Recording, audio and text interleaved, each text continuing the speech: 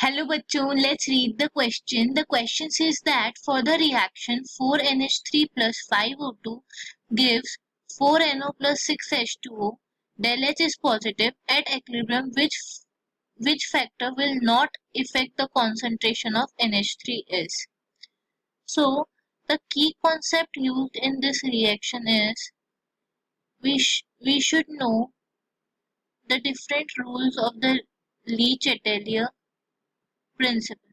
ली-चैटल principle क्या कहता है कि अगर इक्विलिब्रियम कोई भी सिस्टम इक्विलिब्रियम पर है और उसकी किसी भी स्टेट के साथ अगर कोई चेंज किया जाता है तो इक्विलिब्रियम उस डायरेक्शन में जाता है जहां पर उस चेंज का इफेक्ट नलिफाई हो सके। सबसे पहले हम ये रिएक्शन लिख लेते हैं।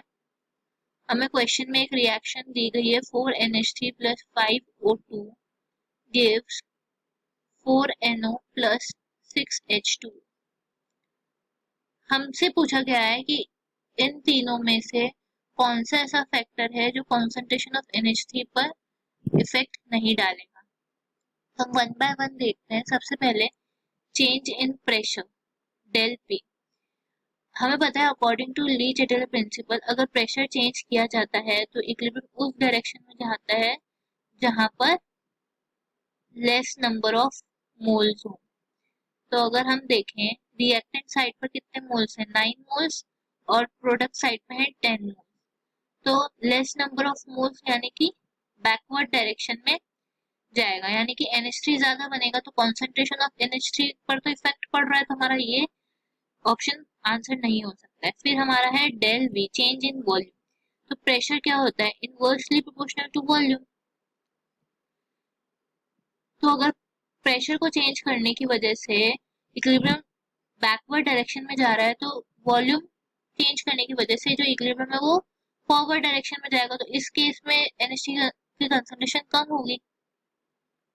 तो ये भी हमारा आंसर नहीं हो सकता क्योंकि चेंज इन वॉल्यूम भी कॉन्सेंट्रेशन ऑफ NH3 को इफेक्ट डाल रही है। थर्ड है हमारा कैटलिस्ट। तो हम सबको पता है कैटलिस्ट का क्या काम होता है, केवल ये इक्विलिब्रियम को अटेन करने में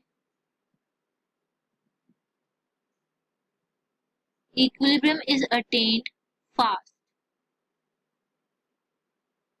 बस इसका ये काम होता है और इसका कोई भी इफेक्ट नहीं होता है। तो ये कोई भी इफेक्ट नहीं डालेगा कॉन्सेंट्रेशन ऑफ NH3 पर। So the correct answer for our question is third catalyst. Option third is correct. Hope you understood it well. Best of luck.